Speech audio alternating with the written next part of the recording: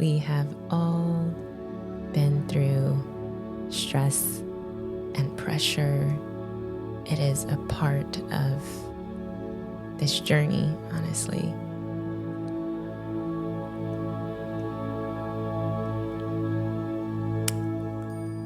So yesterday I talked about sleepless nights, and thank you so much for those of you who have shared.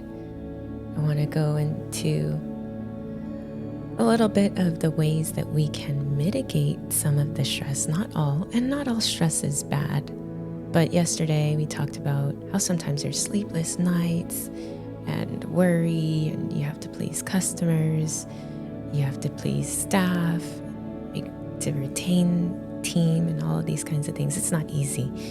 It is not easy. Then you have family pressures, all of these kinds of things. So good morning, Myrna.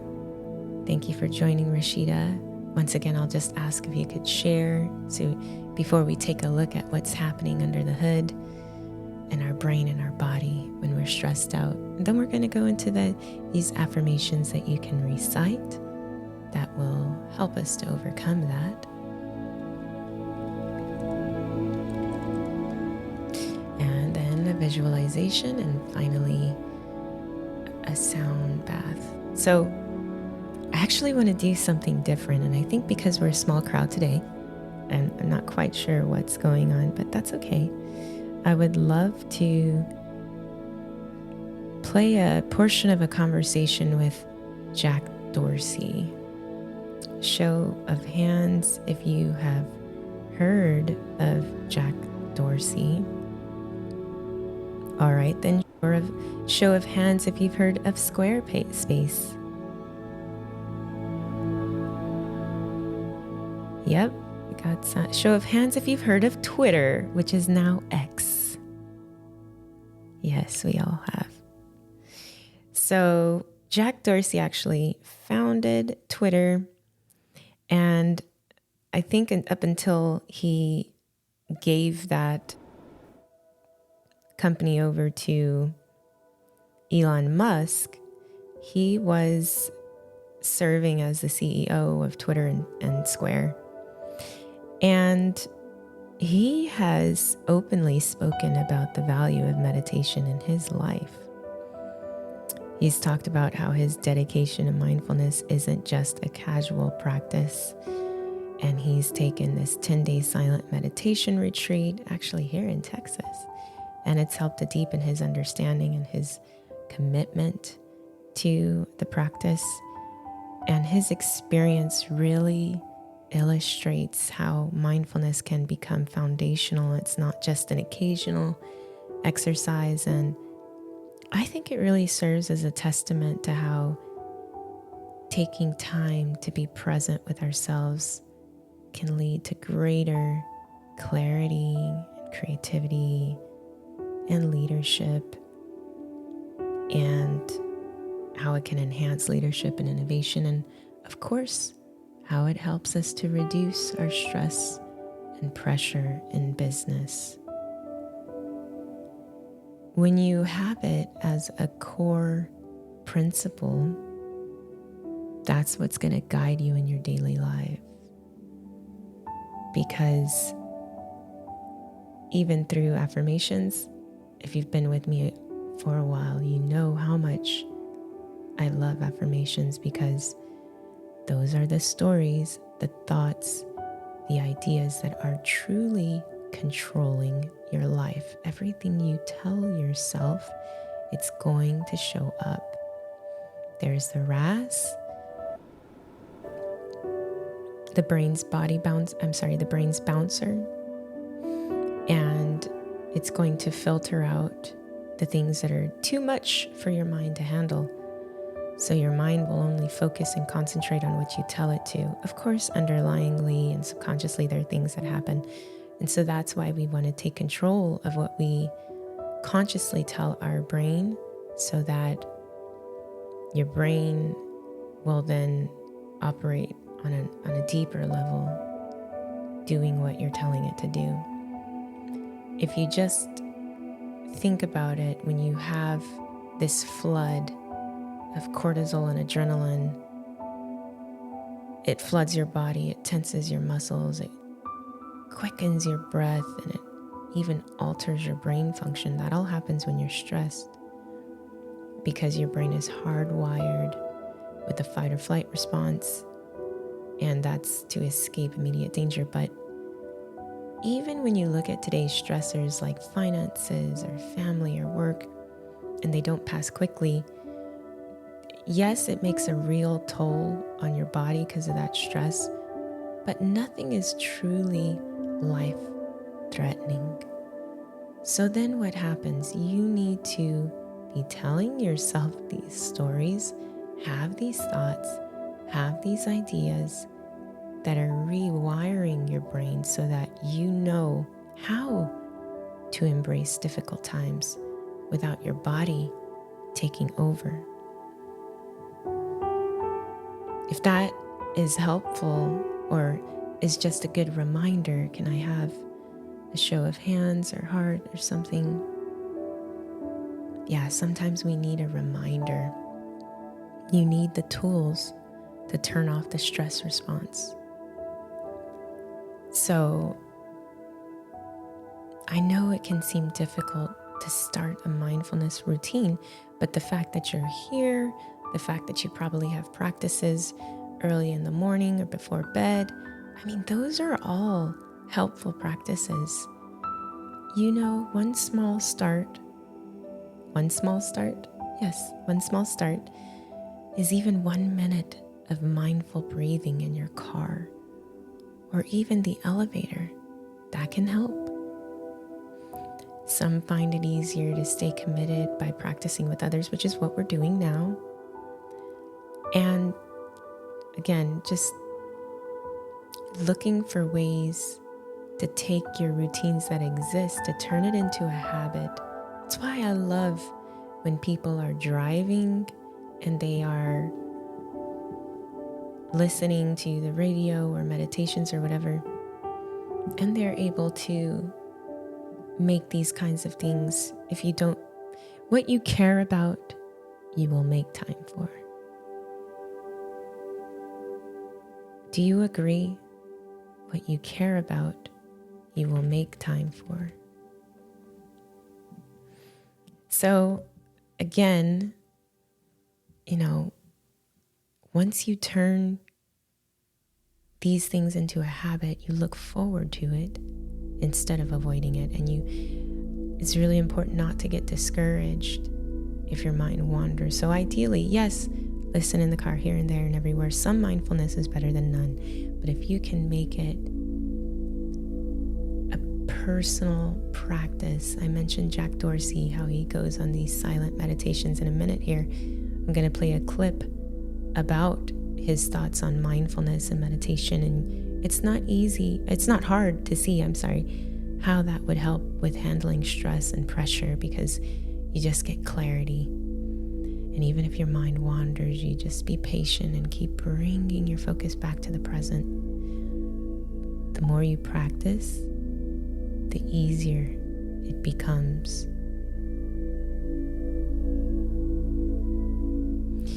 So I'm going to play a tiny bitty portion of it. Let's hope that this goes along well.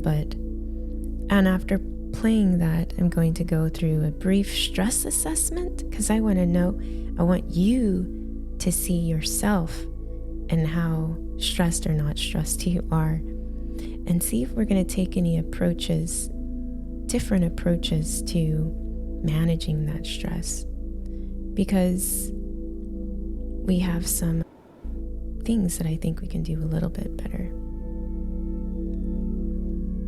So I'm going to switch now, and let's see if this works.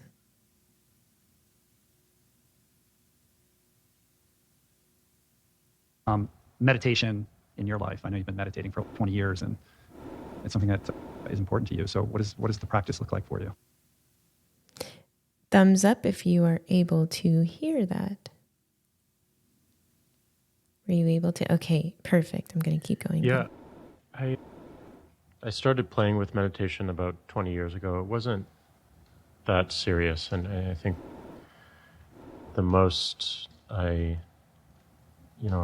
actually practiced within that time frame was, probably 20, 30 minutes, and wasn't really aware of a lot of the theories and some of the focus that I needed until about 2 years ago when I went to my first Vipassana course. I went to this little town just south of Dallas and did a 10-day silent meditation retreat.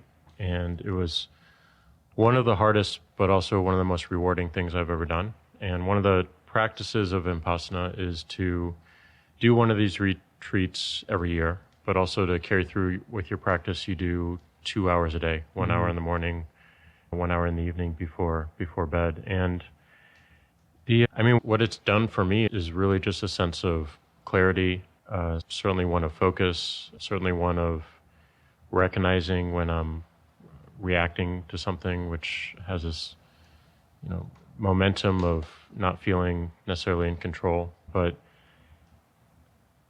as I did it, at the end of last year, I just went even deeper into that clarity and was, instantly reminded of the year prior. And I had this experience where I just felt like I was picking up where I left off. And that was really powerful to me. So for me, every single day, it's a time to build self-awareness. I mean, that's what it comes down to. Yeah. It's something I've been interested in doing for some time yet. I have yet to do one retreat? Attending one of those retreats. They're scary. Yeah, well, I know I have plenty of friends who have done it, and from what I understand, it's around the day 5, day 6 area that you get into, that make or break period where you start to freak out. Day 4 is really hard because you go into this mode called strong determination. And up until day 4, you're basically focusing on your breath. And it's not just the concept of the breath, it's actually the physical sensation of the breath. It's the physical sensation of the breath on your upper lip and through your nostrils.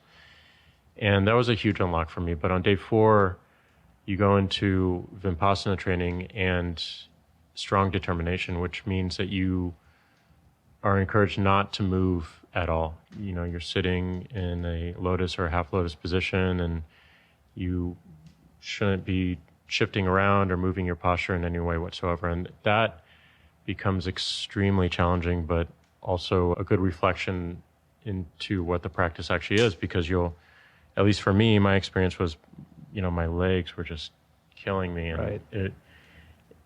The urge to move is almost unbearable. Right. And through observing that pain and deciding not to react to it, you apply that concept and that methodology to everything, to emotions, to physical pain, to mental hardships, and being able to recognize it in that moment and train it, for those next few days is really powerful. But day 6 was my worst day. The morning I was, you meditate with other people, but you're not allowed to talk, you're not allowed to read, to write, to do any physical exercise, to look anyone in the eye.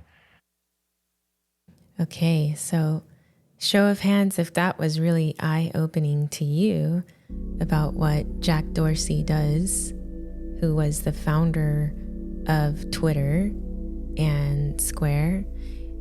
I think that was really powerful. I don't know. For me, it's just like, okay, awesome. The most successful entrepreneurs that we know of, even if they're not talking about it a lot, they are using mindfulness to navigate in a pace of business that just never seems to slow down. And they understand to manage stress and maintain clarity, they need to have these practical techniques. They need to even do things like go on a 10-day silent retreat, which Shankar and I are going to do. You didn't know, but now you know. Shankar, I've been talking about it. We have to nail it down. But mindfulness isn't about escaping our responsibilities. It's about engaging with them more fully. Deep breathing, meditation, mindful breaks really help us to stay centered. And again, being in the present moment means we can make more informed decisions and navigate challenges with grace. But just, think about how Jack Dorsey's commitment stands out, because he embraced mindfulness as a core part of his leadership. And in that retreat, he shows that it's not always a luxury, because you're literally physically sitting with pain and you're not talking, and there's all of these things. Your practice is your practice. So I'm not going to tell you, you absolutely need to go on a retreat. I haven't even done it myself yet, although I'm in high anticipation of it. But the point is to find something that allows you to transfer your lessons, even from your physical body, into the real world, into business, into what lesson do I take from this? I mean, I'm just going to ask Shankar, let's just go dive straight into it. Maybe we'll close with affirmations and a visualization, but what do you take away from this? What lessons do you take? How can we integrate this into our entrepreneurial journey? Just put Shankar on the spot right now, but yeah, that is a good question. I mean, it's very hard to kind of relate to what he says, because if you have never experienced that in the duration that he mentioned, I don't know, it's one of those things that's probably hard to imagine. For myself, the longest time I sat and meditated once was 5 hours. wow. And that was when I was 16 years old, and I had this friend of my mom's who was very interested in metaphysical things, and one of the things she was interested in was Reiki. So Reiki is this way of placing hands on body parts and then letting energy flow through the hands. So for some of you that may be a little bit woo-woo, but there's quite a lot of people who are interested in it. Anyway, there's an initiation that comes with it. And in order to get initiated, you have to kind of prove that you are worthy mentally and in a mindful way. So I had to sit for 5 hours staring at a white wall. And it was very important that I wouldn't move. And I remember certainly after the second hour, the way I was sitting, my bones started pressing against the flesh, and it was really painful. As he explained, it was really, really painful. So you overcome that pain, you kind of ignore it, and then since you're staring at a white wall, you are starting to hallucinate. You are starting to see all kinds of colors that form geometrical shapes and all kinds of shapes. And as you get past ignoring the pain, and as you get past the hallucinations, you really get into a very heightened state of awareness and calmness and serenity. And that was my experience that was kind of closest to it. Now, taking that into the business, I would think that a lot of the forces and pressures are similar to those pains and hallucinations, right? In a different way, though. The pains are just dealing with the everyday pressures that you have when you're a business owner. And then the hallucinations really are a part of the distractions that you see when you have all kinds of ads and consultants and vendors and this and that. So, but sitting through all of that and being kind of persistent in overcoming that leads to this moment of vision and clarity and determination. I think if you apply that learning again from meditation to business, then that's probably very, very helpful to understand it in that way. Yeah, thank you so much. I don't know if I look forward to that retreat anymore, but I know I look forward to the results. What you wish for.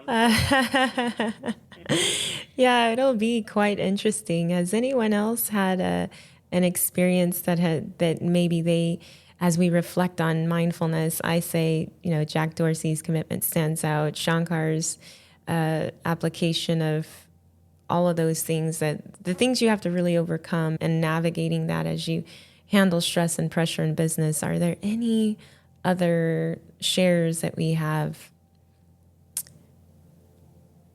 I know we've done things a bit different today. We had an audio clip from Jack Dorsey, and we have gone into the shares before the affirmations and visualization. But I did just want to share with my community, with you all, that I think it's really important that we understand just how much mindfulness plays a huge role in your success as an entrepreneur and in your decision making. And I really think that if we can nail this, if we can get this down, if we can pull this into our everyday life, it won't just be securing deals and getting, connecting with the right people, and all those things are important, but it will transform your personal life as well.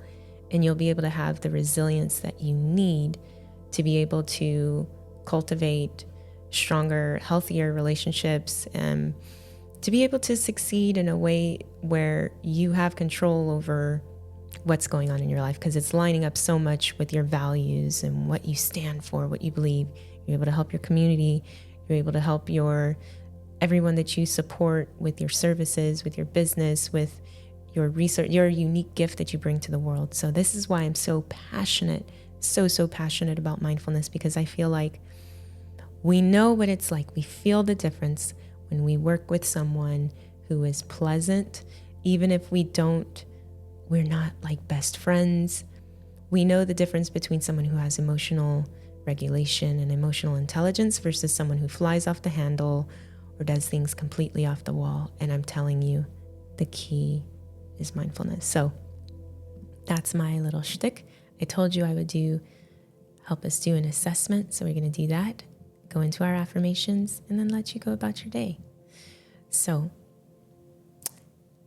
here's a simple set of questions that you can respond to that give you an immediate sense of where you might be on the stress spectrum. Rate your overall stress. 0 to 10. 0 being no stress at all. 10 being extreme stress.